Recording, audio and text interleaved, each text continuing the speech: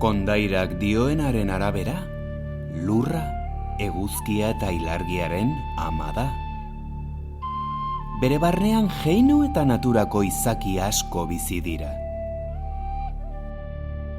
Jakina da ere, lurra hildakoen arimen egoitza dela. Hainbat eskualde ditu eta elkarrekin lotuta dauden pasabidez eta kobazuloz josiak daude.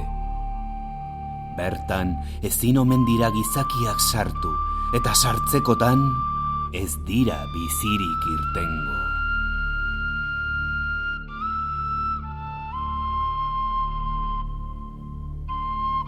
Kondaira honen arabera, eguzkia ez da inoiz hortzi mugara heltzen, eta lasterketaren bukaeran, ama lurraren erraietan barneratzen da.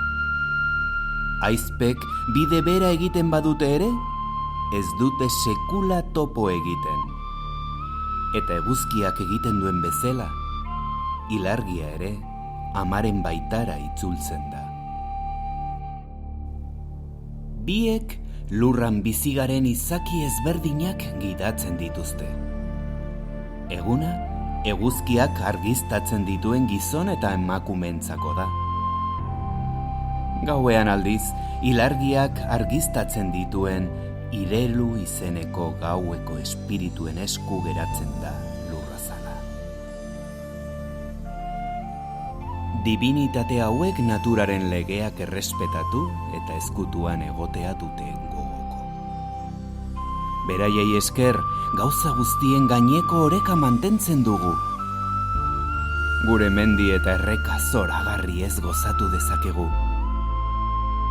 Gure artaldeak zaintzen dituzte eta hauzta onak eskaintzen dizkigute. Gizakiok, lurraren fruitu ederrak dastatu ditzagun.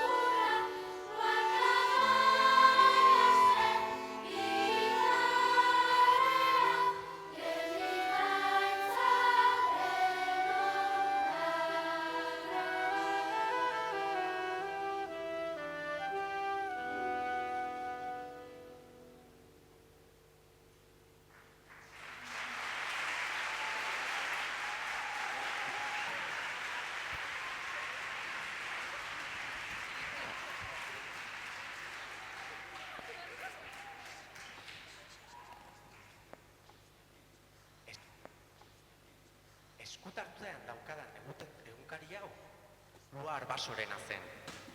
Luak bere abenturak bertan idaztea erabaki zuen. Familikoek beti esan digute Lua neskato lotxatia zela. Egun batean, etxetik alde egitea erabaki zuen, notatxo batean hau idatzita. Erantzunak behar ditut, eta hauen bila noa. Laizter itzuliko naiz.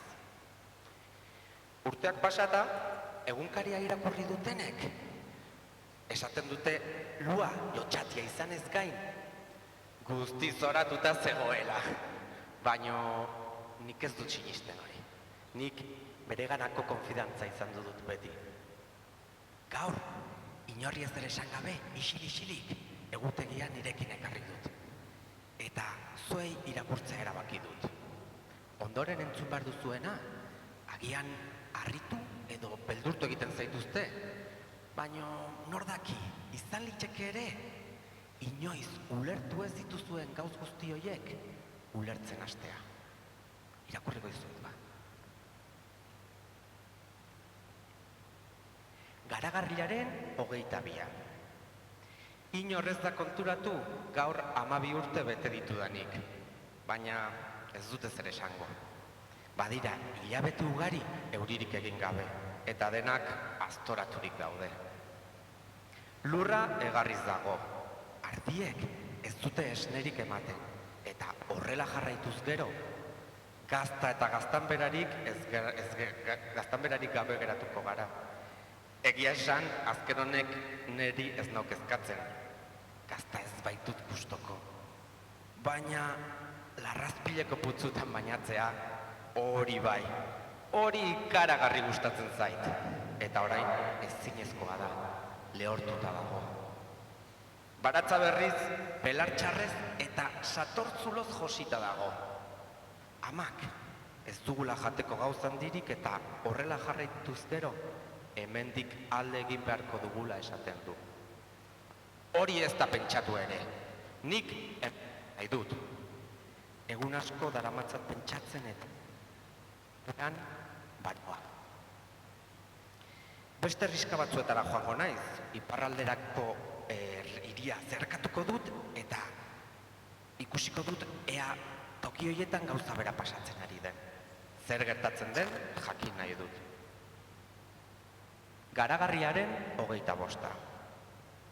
3 egun daramatzat txoixoa eta mermelada jaten. Taberna bat ikusi bezain pronto, patata tortilla erosiko dut eltxetxutik hartutako diruarekin. Bai horixe, munduko patata tortillarik handiena nahi dut. Asko akordatzen naiz gurasotaz. Ez zuten pentsatzen inongo bidaiarik egingo nuenik. Ziur aski, negar malkoak hasiko ziren nire oharra ikustean. Espero dut ulertzea, zietutxe egingo. Mina dut oinetan, pasabide bat hartu dut ibilbidea laburtu eta lehenago iritsiko nintzelakoan. Basoan sartu bezain pronto, zurrumurroak entzun ditut.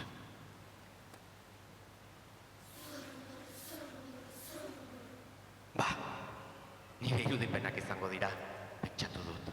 Edo agian, abereren bat, bestela, nori biliko da hemendik, mundutik hain urrun.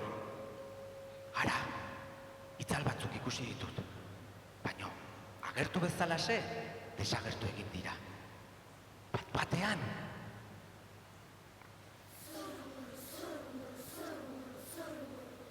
Beldurtuta nago. Kaixo? Balda inor? Galdetu dut. Lurra dardarkasi da, eta nire aurrean agertu dira. Beti hortxe egongo balira bezala. Ikaragarriak ziren. Nik uste, baino askoz ere handiagoak. Gentilak ziren.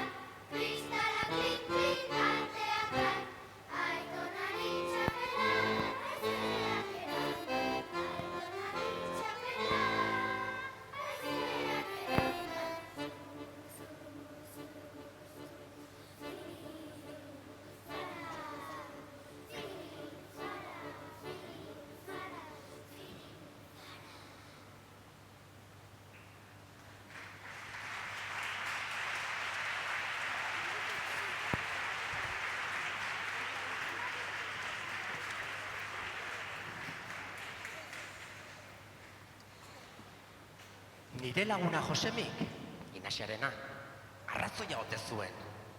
Berak zioenez, gentilak kokaleku bat egin zuten Arriandin eta honen gainean ermita eraiki. Elizaren artxiboetan kontrakoa zioten.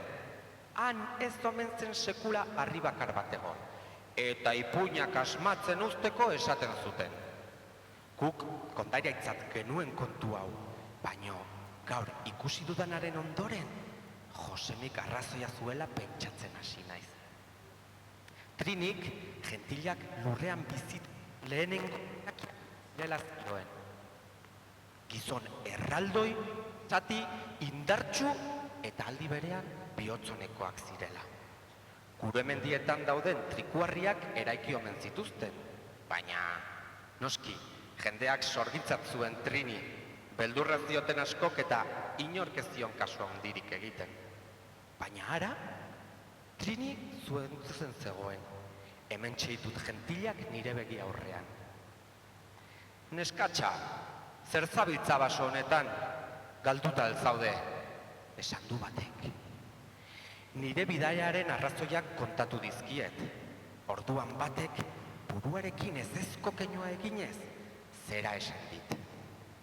Guk uste baino okerragoa da. Agian ez duzu jakingo, baino Mari desagertu da. Eta gertakari honek naturako orekari eragin dio. Astebete daramagu bere bila, baino inongo arrakastarik gabe. Eta Mari itzultzea beharrezkoa dugu. Mari? Nor da Mari? Galdetu diot. Hau entzutean, denak aztoratzen hasi dira. Harridura eta serre aurpegiak ikusi ditut nire aurrean. Bat-batean, gentil berberak, denak isilarazi ditu eskuaren keinu batez. Baina, ez aldakizu nor den Mari.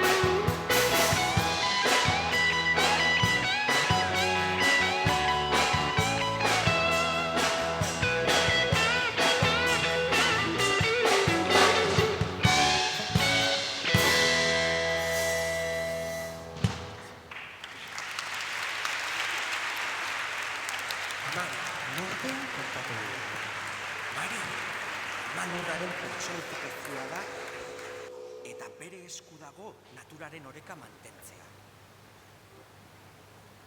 Ikusi duten bakarrek oso dotore jazten dela diote eta ez dela inoiz bere urrezko orrazitaz separatzen. Desagertu bada, orain ulertzen dut izaki erraldoi hauen kezka eta baita ere gure herriskan ematen ari diren gertakari guzti hauek. Mari aurkitzea behar dugu. Ontzak abestu du eta ilargia dut begien aurrean. Garo tartean gozo-gozo etzan behar nuenean, gentilak inguratu eta ondorengoa esan didate. Gure lanetara itzuli beharra dugu, horrela ez bada, gure bizia arriskuan jarriko dugu. Eta zertan lagundu detzaket, galdetu diet. Agian sorginek zerbait jakingo dute, esan du batek. Sorginek? Sorginek diozue? Umeak baitzen dituzten izaki maltzur gaizto horietaz ari zarete? Baina, nola lagunduko digute sorginek? Oker zabiltza, ez dute ezerekako. Jendeak deabruaren zerbairitzaritzat baitu ere, Mariren laguntzaileak dira, eta bera aurkitzen lagunduko dizute. Sorginek magia egiten dute, baina inoiz ez helburu gaiztoekin. Iparraldeko kobazueretelara bere bila joateko presa zaude. Noski, egongo ez naiz ba. Nire familia eta herriskaren bizia horren menpe dago, baina ziur zaudete sorgin horien eskuetan ez dudala inongo arriskurik izango, ezta? Ez izan sorginen beldur. Beti laguntzeko prest dauden izakiak dira. Zuen gizaki adimenak sekula ulertuko ez duten moduan ordea. Horregatik, gogor zigortutak izan direnez, beti ezkutatuta dabiltza eta zaila da hauek aurkitzea. Hori bai, Aidekorekin kontu zibili beharko duzu. Aideko airetik datorren jeinua da. Bere indarra arriskutsua izan badaiteke ere, oso lagungarria da guretzat. Bere presentzia nabaritzean, eta sinitsi izazu nabarituko duzula. Ez ezazu zerurantz begira. Adimena txuriz jarri, zure asmoak onak eta zure bihotza garbia dela ikusteko.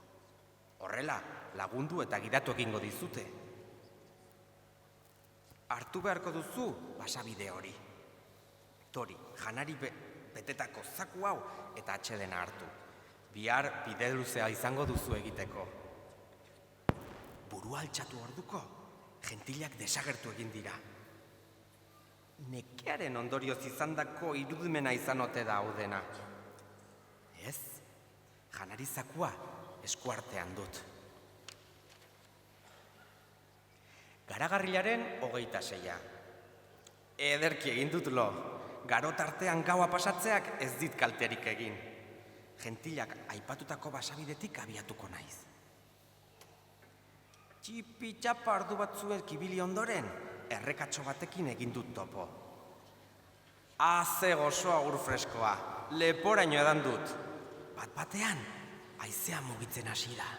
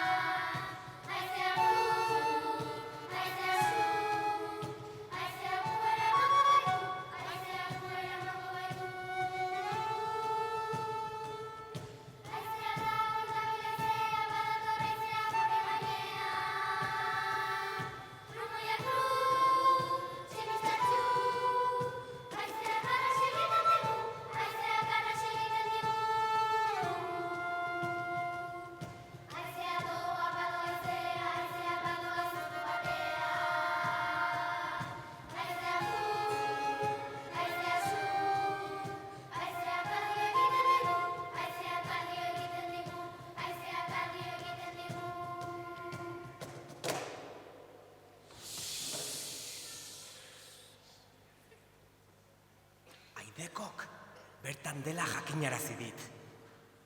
Ez dut zerura begiratu eta ezertan pentsatu gabe bidetik segitu dut. Baino, gurutze bide batera eraiatu naiz. Nire burutazioa ote da, ez da posible.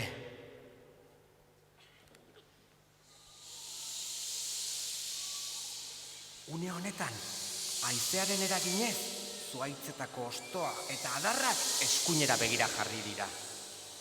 Egunkari maitea, zerbaitek aidekori kasu egiteko adierazten dit. Eskuineko bidea hartuko dut.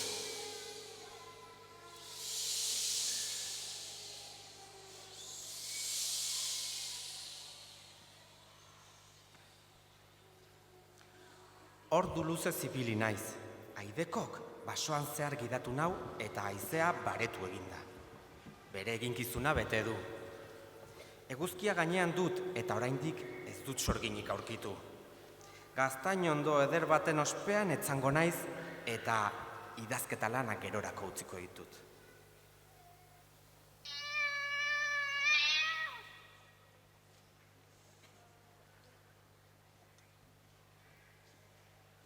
Katu bat. Herriren batetik gertu ote naiz. Katua niri begira zegoen, eta bat-batean zaldi tratularien den Antxonen istorioa gogoratu dut. Iparraldeko sorginek bere harrapakinetan zelatzateko katu forma hartzen zuten kontatzen zigun. Horrela, inor ohartu gabe ibiltzen ziren herritarren artean. Aurrean nuena sorgina ote zen. Berriro ere, marraka egin dit, eta salto batez gainetik salto egin dit. Nik hartutako bidetik abiatu, gelditu, eta berriro begiratu dit. Bere atzetik joatea nahi duela, uste dut, pentsatu dut. Gauzak hartu, katuari jarraitu diot, eta zera aditu dut.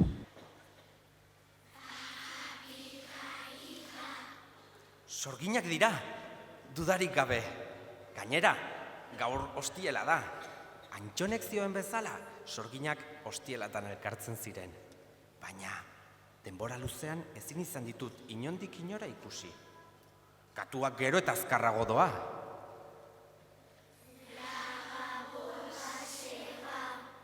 Azkenean, haitzulo erraldoi baten sarrera dirudien barrenetik zu baten dizdira antzeman dut.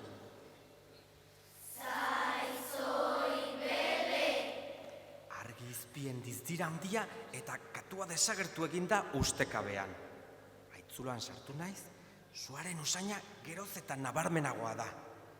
Zerbaitek gero eta hurbilago nagoela adierazten dit. Oso gertu, kantuak eta konjuroak entzuten ditut. Armatiro, pum! Aurkitu zaituztet!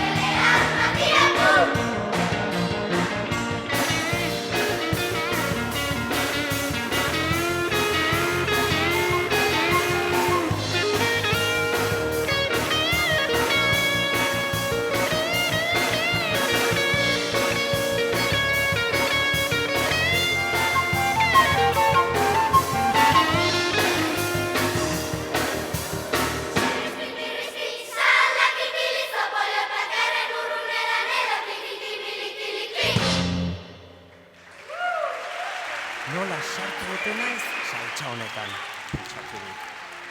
Dagoeneko ez dago atzera biderik, sorginek ikusi naute, eta horietako bat niregana dator poliki-poliki. Ez dut sekula gizaki hain zaharrik ikusi. Hanka bat normala du, baina bestea ezurrutsa da. Gabon Lua, zure zain geunden. Nire ezurrankak ikara sortzen dizula ikusten dut. Aizpekin batera, suan erretzen saiatu ziren. Beraiek bizitza eman zuten niregatik eta azkenik iese egitea lortu nuen. Hori bai, aldegin aurretik ikusten duzun moduan, sugarrek nire gorputza gogor zigortu zuten. Andre zaharra bihotzonekoa da, bere begietan ikusten dut, pentsatu nuen. Gentilek biladin haute, Mari desagertu eginda, eta beraien esanetan, zuek nun dagoen adierazi aldia zuela. Badakigulua, Mari ez da desagertu. Bizilekua aldatu du, eta ezkutatuta dago.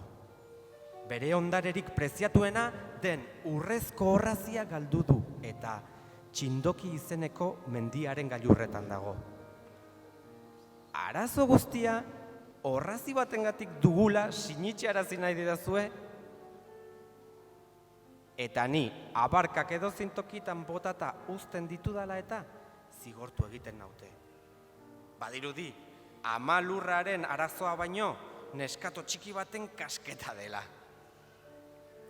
Uste dut, nire pentsamendua igarri duela. Andre zaharraren hasierako keinu gozoa haserre bihurtu da. Une batez, bere begien dizdira gorriz erakutsi dute, baina instante batean bere onera bueltatu dira. Tonu lasaiez, Mariren orrazia jainkosaren ezaugarria dela azaldu dit, eta bere hile horia luzea orrazeaz gain, bere handitasunaren jabe egiteko duen ezinbesteko osagai gama omen da. Horren faltan, gure inguruan dagoen guztiaren oreka naturala aldatu da. Baina, zertan lagundu dezaket arazoa konpondu dadin, galdetu diot. Nire eskuetan harri bat jarri eta zera susurlatu dit.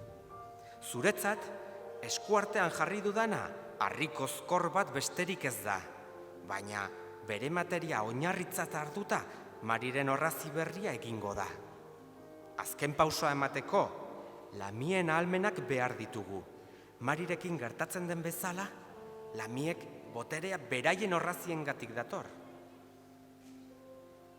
Ez dut ongi ulertzen zergatik ez diren sorginak ematen harria lamiei. Sorgin zaharrak nire pentsamendua irakurri du berriro. Entzun Lua, lamiek justiziaren poderea dugu, eta guk, sorginok, sendatzeko poderea. Inkisizioak ez zuen jendeak gure handitasunaren deskubritzerik nahi, eta guk suntitzea agindu zuten. Marik, konjuro baten bitartez, lamiak eta sorginak toki berean egon ez dezakegun zuten. Hori horrela, batzuk arriskuan jartzen baziren, besteen laguntza jaso zezaketen.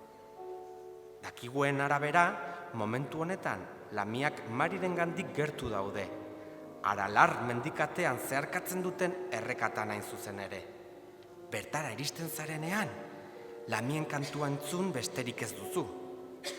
Baina kontuz, ez zaitela liluratu, batzuetan maitemintzen nahiak modu desegokian jokarazten die.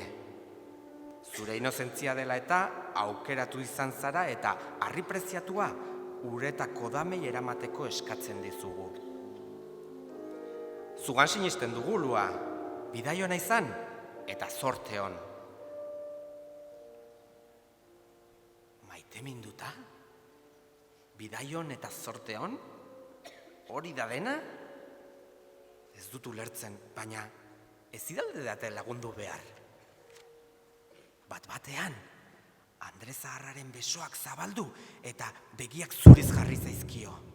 Haizea gogor jotzen hasi da eta lur kolorreko kalpar luzea zerura txalsatu zaio. Itxura beldurgarri hartu du eta denak ulertzen ez dudan zerbait susurlatzen hasi dira. Sasi guztien gainetik, hodei guztien azpitik.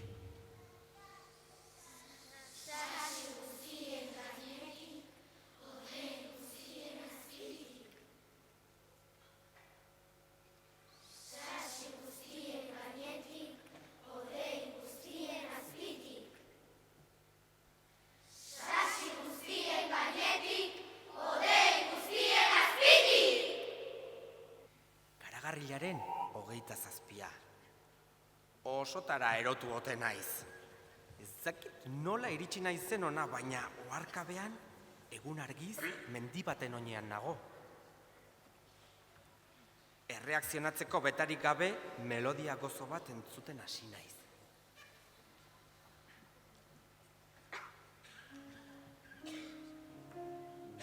Neure burua gidatzen utziko dut.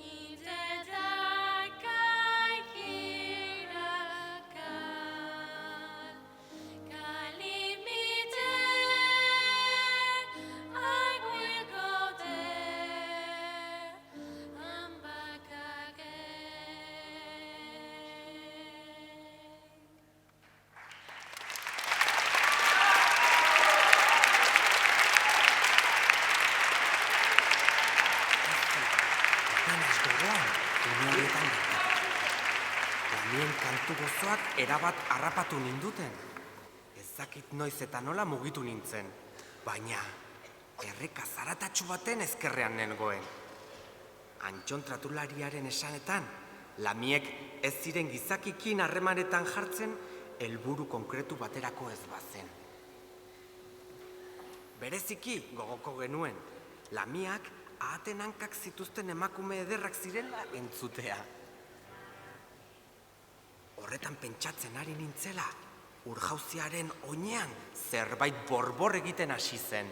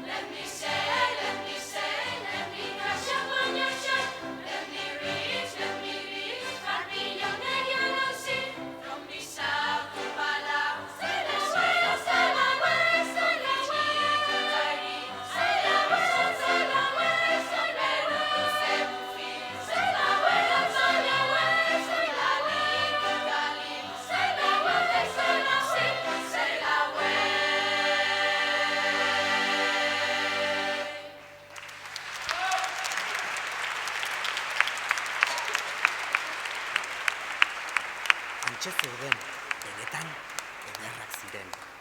Antxenok adierazi bezala, ahaten antzeko hankak zituzten, baina askoz ere handiagoak.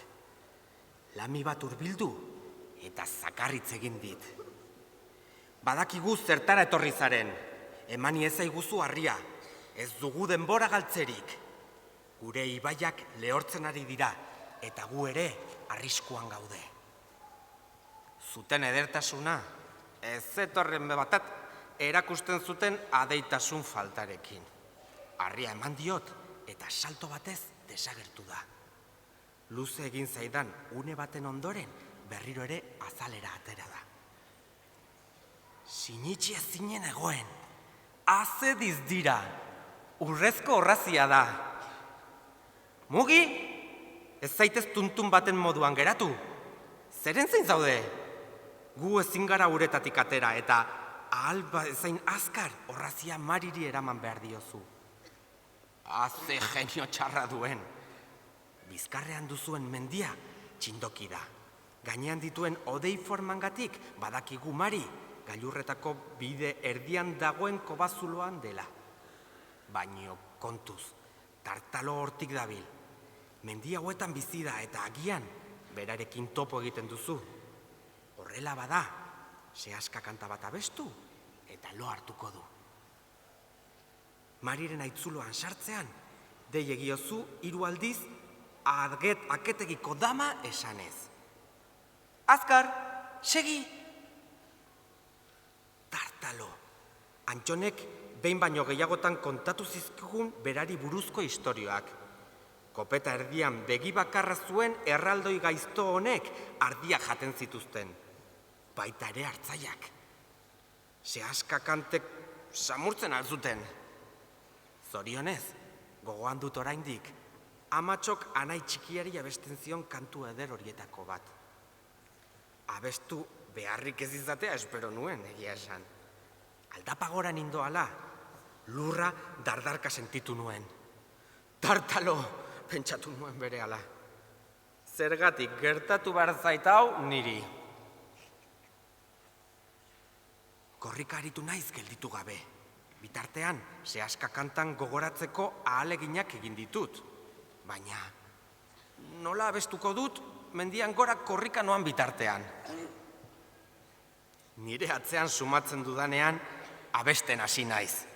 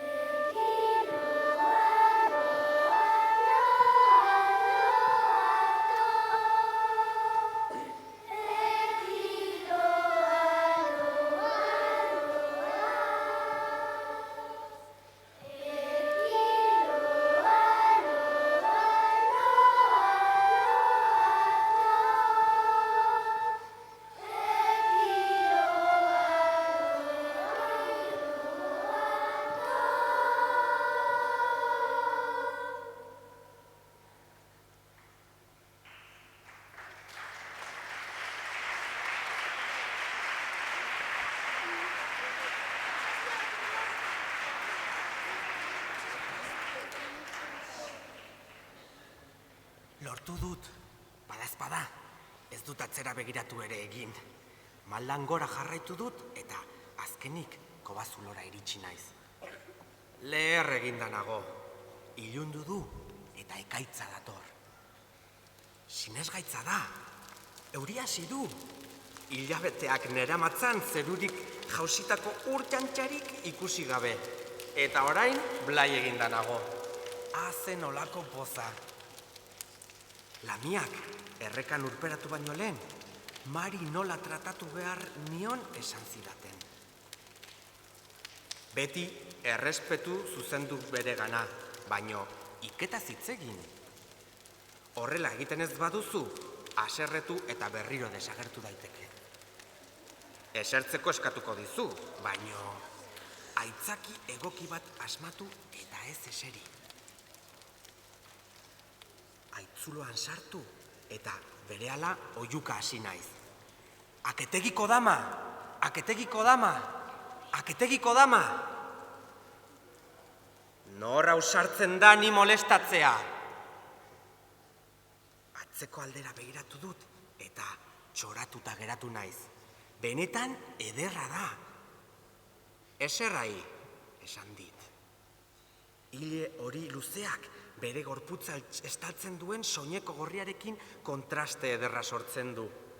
Ez dut ezer esango indarrik, ez dut ezer esateko indarrik, hitzik gabe geratu naiz. Ahots dardartxuz gezurra esan diot. Ez nago nekatuta, baino mila esker benetan. Eskua zorroan sartu eta orrazia eman diot. Ire gustokoa izatea esperinet. Eta mendetan zehar egindunan bezala berriro ere guri laguntza ematea nahi niken. Orraziari begiratu eta Mariren aurpegiko pena, poza adierazpena bihurtu da. Nola lortu dun? Asko gatxu nire beharra dugunak, gentilak, sorginak, lamiak, beraiei esker nagon ire aurrean opari honekin. Ez du nire laguntza izan. Eta nola eskartu nezaken? Dena bere onera bueltatzea besterik ez dinen nahi. Ura laborantza itzultzea, oiloek arrautza jartzea, eta larrazpil putzua bainatzea. Beharrezkoa aiz gizakiok aurrera egin dezagun. Horixe nahi dinet, besterik ez. Neskatil zoragarria aiz. Horrelaxe izango du. Eskerrik asko, ikusten dudanen arabera, lan asko dinatu haindik egiteko. Etorrai. Zerurantz, besoak luzatu eta aspere egin du. Orduntxe, ez dakit nola, baino nire inguruan dena aldatzen hasi zela sumatu dut.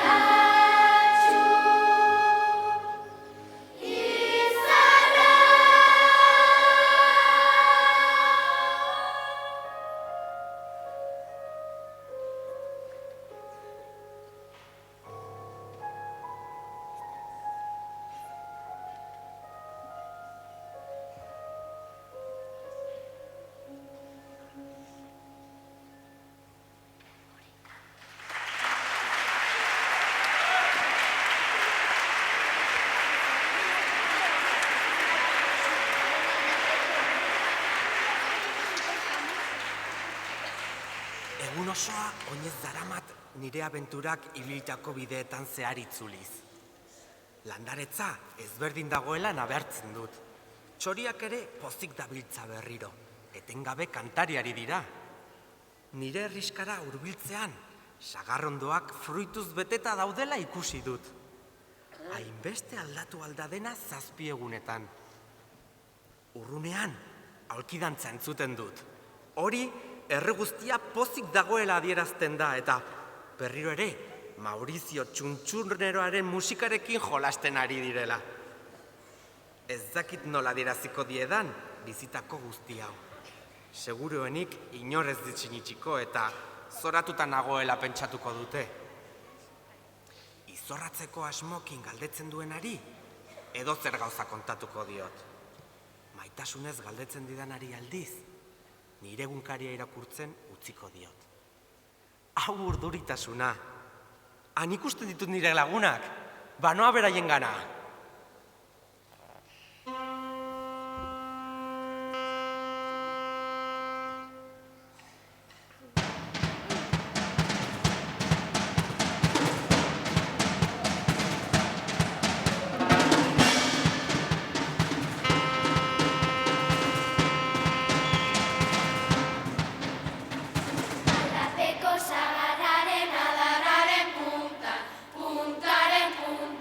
Txori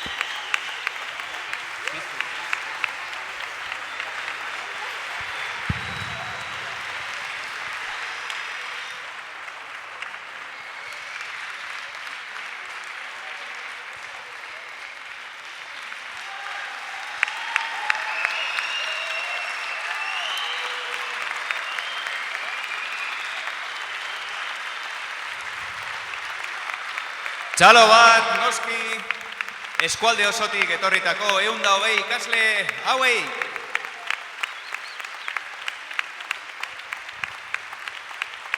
Nola ez, Nacho de Esteban, gure gaurko narratzailea eta ikuskizun honen gioenista.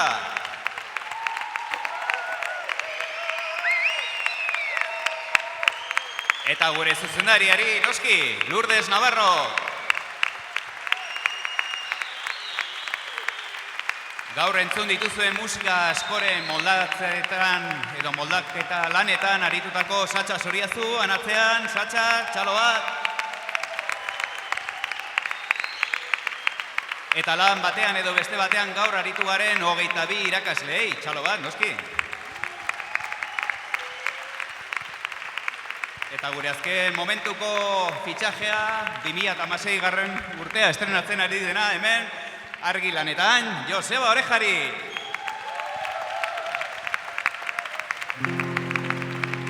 Guztioi, eskerrik asko eta hurren arte, aio!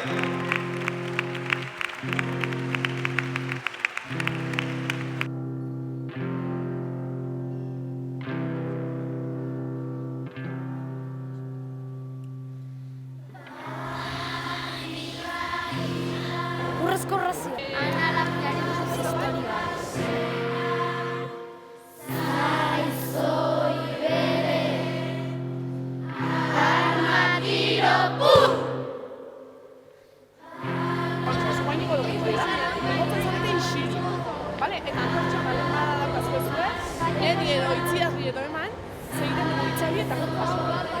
Alaia, Ane eta Ane aldatu dira, ez? Horrela iristetzen argumentu zela.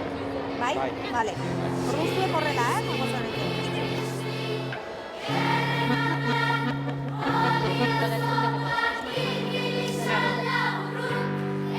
Bat, bai, bai.